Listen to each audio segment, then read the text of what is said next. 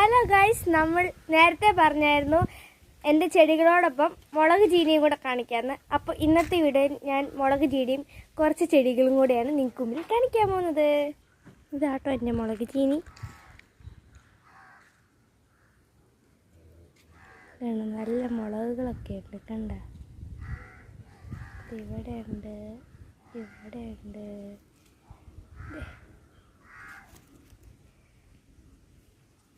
ഇതാണ് എൻ്റെ മുളക് ചീനി. ഇനി അടുത്ത ചെടി കാണിക്കും.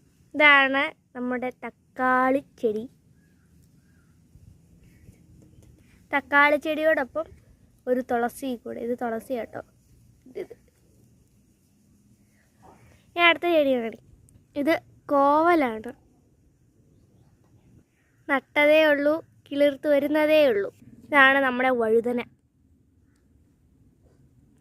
പിന്നെ തൊട്ടിപ്പുറത്ത്